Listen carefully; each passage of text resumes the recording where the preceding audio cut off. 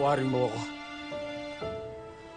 Nagawa ko lang yun dahil alam kong wala kang magandang kinabukasan mo kuha sa piling niya. Sa sundalong lagi kang iiwan. Laging aalis.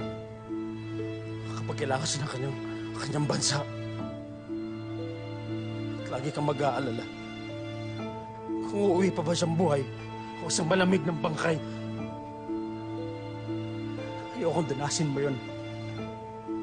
Kaya patawarin mo ako kung mali ang aking dahilan.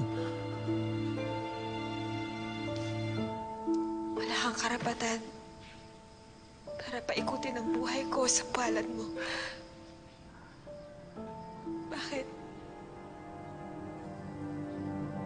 Diyos ka ba? Ginagawa ko lang yun dahil mahal na mahal kita! Mahal kita at ayoko mawala ka sa akin!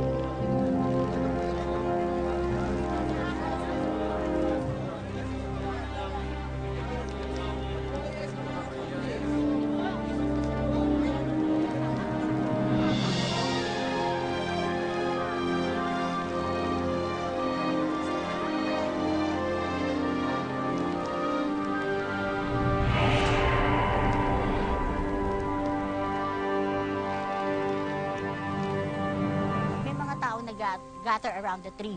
And then nagkakagulo sila kasi may nagbigti doon sa puno. And it turns out it was Scott.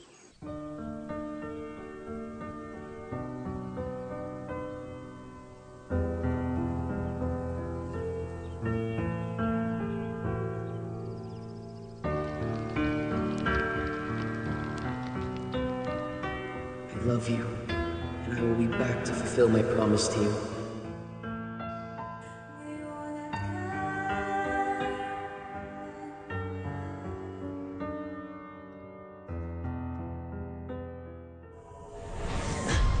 Calm down, Jane.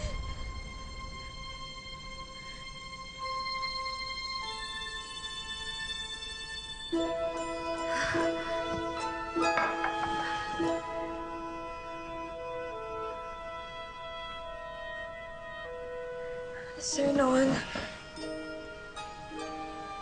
ngayon alam ko na kung bakit.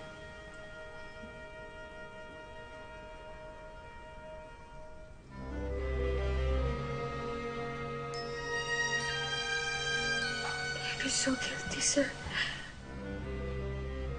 Although yun nga, sinasabi lagi ng mentor ko na huwag mong hayaan mabuhay uli yung emotions, I think I have no choice. Kasi, ano talaga, yung mga eksenang nakita ko, yung pag-iral ng empathy ko whenever nararamdaman ko yung presence niya, hindi ko na makontrol na nag-overflow din yung emotion ko. So, I was crying every day. I was crying until now. Kasi it's fresh eh. Ito lang naman July nangyari. So, ramdam na ramdam ko pa rin yung emotion and I'm trying to move on from it until now.